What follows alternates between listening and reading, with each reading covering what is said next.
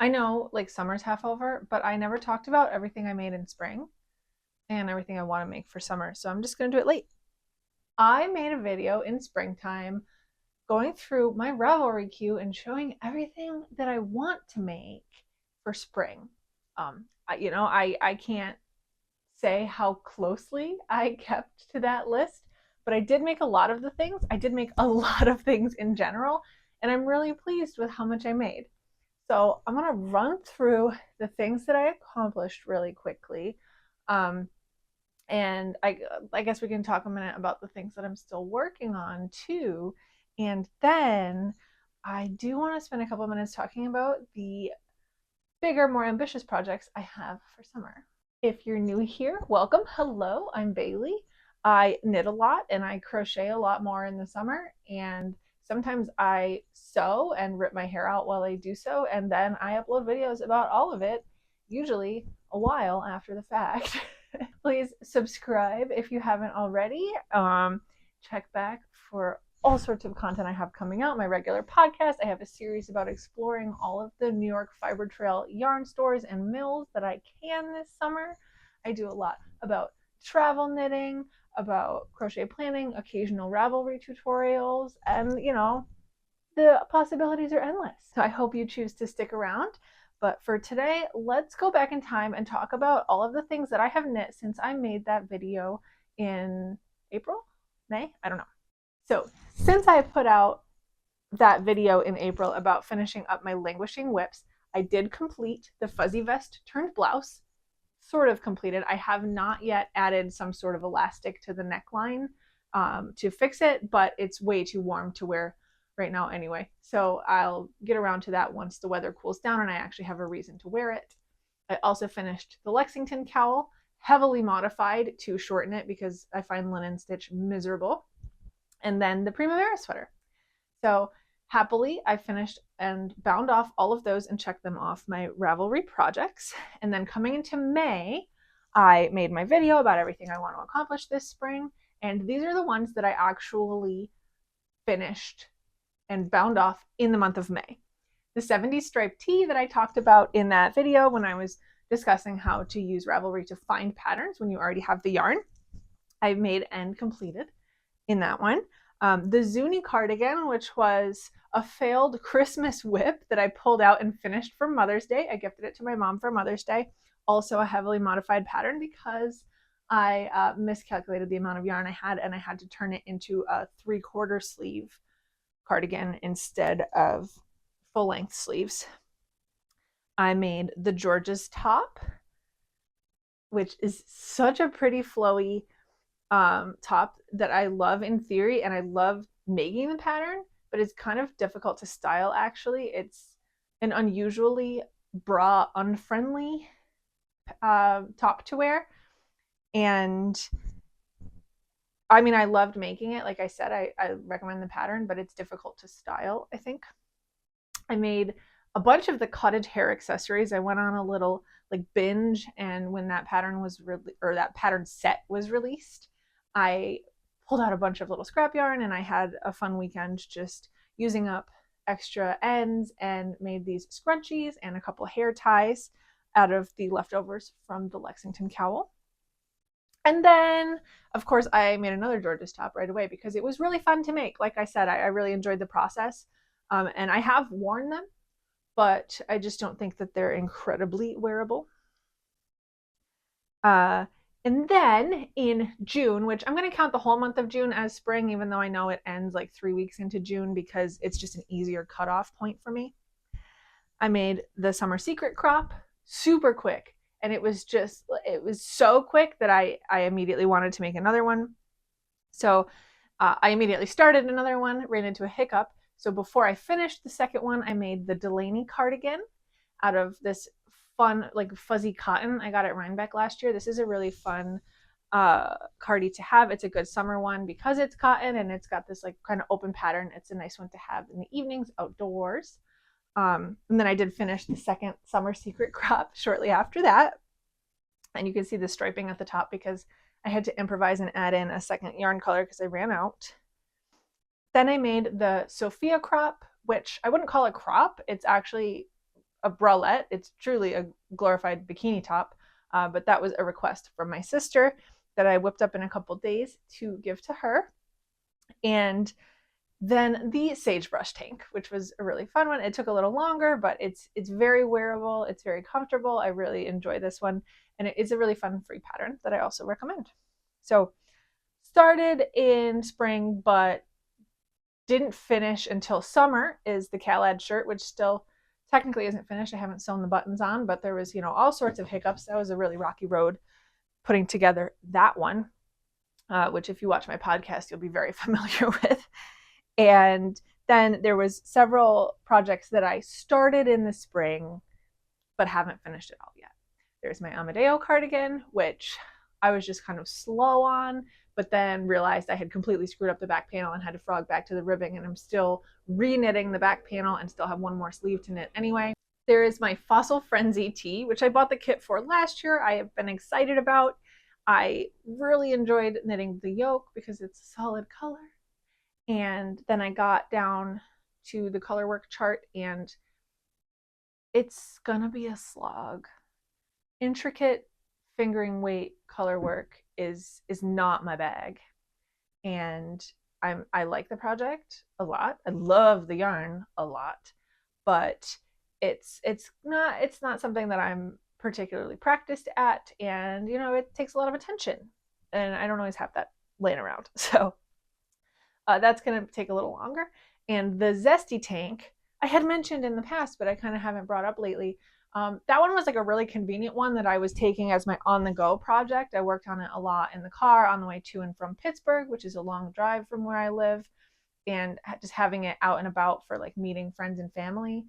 But then once I happened to start other projects that were better out and about projects, I completely just like stopped working on it. It's just been sitting in a bag for a couple weeks. So I wasn't super keen on that one. That was just kind of a keep my hands busy sort of thing. And other things have a better share of my attention now, and I'm not upset about it. So I did a lot. I finished a lot of pieces. I'm really proud of that. But I do have a lot that I want to get done for summer too. So first, let's talk about the whips that I have going for summer already, and then a couple that I really want to finish up before the summer's through.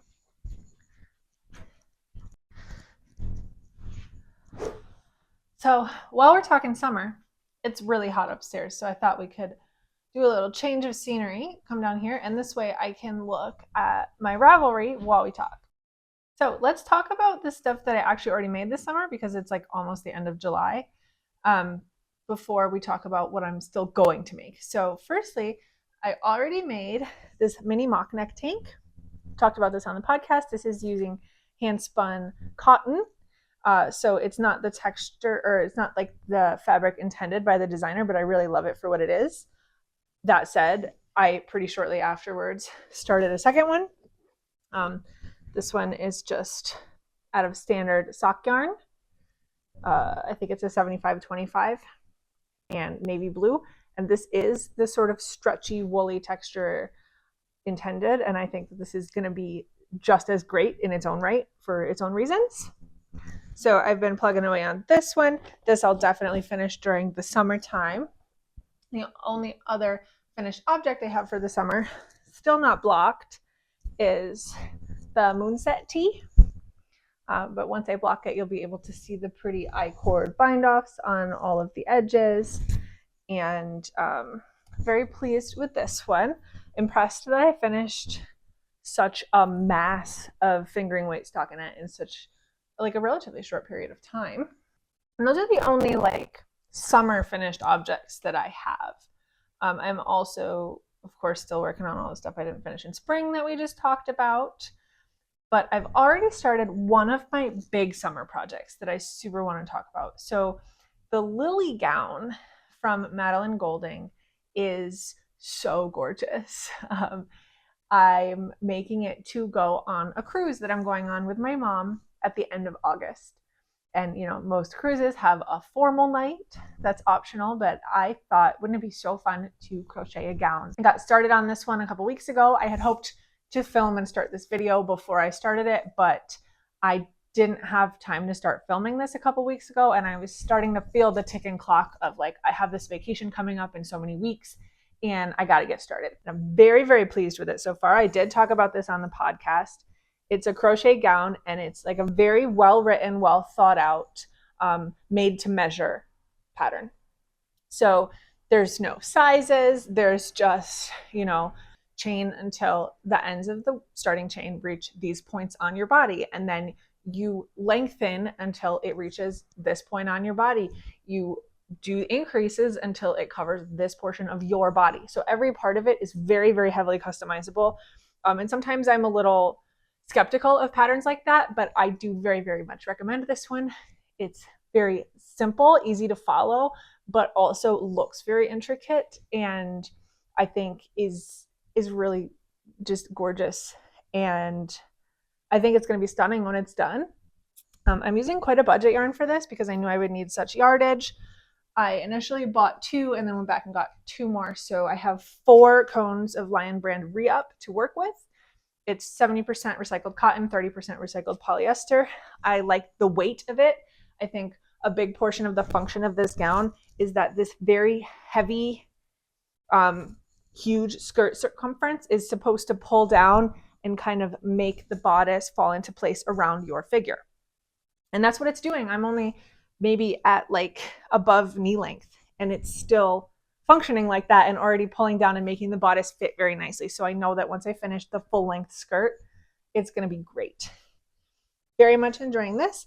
My plan for underneath this, because it's just like a lace gown, is I bought this rather satiny polyester sort of fabric. I bought this, and it's not the same color, but I think that they go well together. But I think that they coordinate. I'm going to just try to make a very simple slip dress to go underneath for modesty. Is it even modesty when like your outer dress is not even a dress? But yeah, I think this is going to be so fun and so cool to have this like proper gown of my own making to wear on our cruise. Just gotta make it. And if you know me, you know that the sewing is always the part that gets to me the most. So that said, the other large project that I want to accomplish before I go on my cruise is quite a massive sewing undertaking. I want to sew myself a bag. I got very enthusiastic about this a couple months ago when I thought about it, and I bought the pattern and all of the components to go in the bag, and then have been putting off starting, again because I wanted to film this video, but also because this is so overwhelming. The pattern is called Trailblazer Convertible Backpack. It's a sewing pattern that I bought on Etsy. I'm excited about it, but I'm also like very nervous. So for the main color, I got this like fake suede. It's a gray, greenish gray. And for the contrast, I got this pretty floral. It's summery, but I think it can also read as autumnal. It's got a lot of like peaches and pinks, but it tends oranges and crimsons too. So I think it's a bit of both. I love all the warm colors. I love a floral print. So I think these will go really well together. I bought all of, there's like so many things in here. There's like a bunch of different types of zippers. This bag has all sorts of pockets and convertible straps and grommets and things. So at one point on Amazon, I went through and got all of the various hardware that the pattern calls for. And maybe that's what's making it seem so overwhelming. I'm definitely going to make a separate video about this. This is like a whole undertaking, and I'm not doing this alone. You're coming with me. One more project that has the same vacation deadline is that I had been hoping to crochet a swimsuit, actually. I have crocheted like a bikini top before that I've used as a swimsuit, but I've never done a full set. But I'm very intrigued by the Shell Yeah bikini by Knitting Tipsy. I got this very soft Pima cotton, also in navy blue, from my local yarn store a few weeks ago. And my hope is to turn this into a Shell Yeah bikini, which is also a pattern similar to the Lily gown that is made to measure, and there's not like strict sizes. It's kind of just like you make the garment to fit your body, which is what you need for a swimsuit, truly. So I'm excited about that. I do have like swimsuit lining fabric left over from when I made that bikini top a couple of years ago, so I know that I can sew that inside once I've finished that. But those 3 are like my big summer projects that I definitely want to do, that I have a hard deadline for because I have a vacation that I want to take them on. And as of now, I think I have about a month to do those 3. Theoretically, sewing doesn't take as long, but for me, sewing takes twice as long. I'm going to take a look at my Ravelry queue, and I'm going to put it up so you can see too, because I had a big list of things I wanted to do in spring, and for summer, it's already half over. I've got these very specific things that I want to finish. I'm definitely going to work on other stuff as I go. Like, these are not convenient projects to take with me or to have with me on the go. And I'm always working on 10 projects at a time, you know that. So let's take a look at some of the other things that I might work on if I have the time or energy before the weather turns to fall. First on my queue is the Shell Yeah bikini, like we talked about. I also was hoping to do the Ripple crop top by Jessie Made Designs. The mini mock neck tank that I have made 1.5 of at this point is a very impressive pattern. I really like the way that she wrote it. I love the details that she included and the explanations that she gave. So I'm very inclined to go back and buy more of her patterns. And also, I just think it would be a really great use of that really special Tassie merino that I bought at the Central New York Fiber Festival. This cottagecore crop has been on my queue forever. This pattern came out last year and I truly love it. And I earmarked this linen blend yarn that I've had for use in that top. And then it's just one that I never cast on. So I really hope I get to it this year because it's something that I really want to do. It's another pattern that was very kindly gifted to me by a viewer. So like, even looking at it right now, I'm like, I should cast that on tonight, but I shouldn't, but I might. It's me. And this one was on my spring list, but I never got to it. I have 2 hanks of that off-white Slubby Slub yarn from Emma's Yarn that I wanted to make the Prairie Grove top with. It's a pretty simple top that would like look really good with that nice textured yarn. It's just a matter of like, I'm already thinking like with the amount of time that's left in summer, I probably won't get that done. That one might roll over to next year. I'm no longer attached to this Sarah pattern for this Amano yarn. I really love the yarn, but you know, I'm not feeling it anymore. So I'm gonna pull that. The Spring League hoodie I do want to do someday, and I think that'll be a good use of that yarn. The Alex, oh my god, that's another one that's been on here with this yarn forever. I'm not gonna get to it. This crop top by Samantha Stadter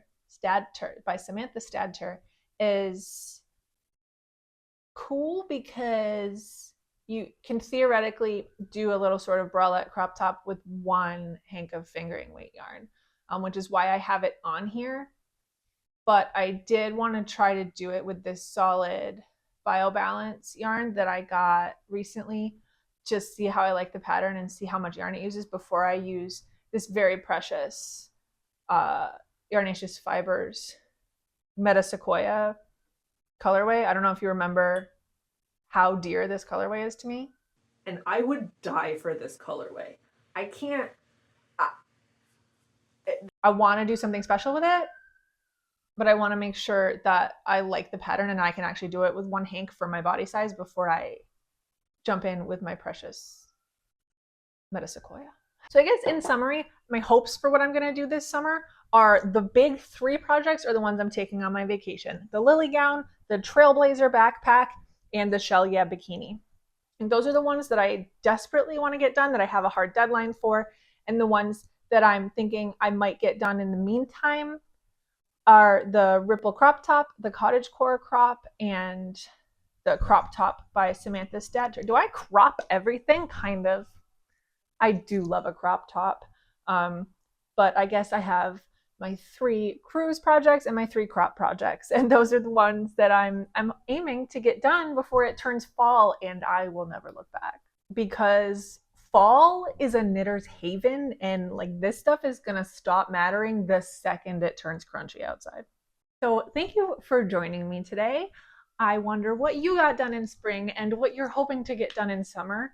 I do not hold my own ridiculously productive spring as a standard for anybody. I'm kind of astounded by how much I got done myself, But I do love to hear about everybody else's projects or plans. So comment below with what you're making or made or plan to make.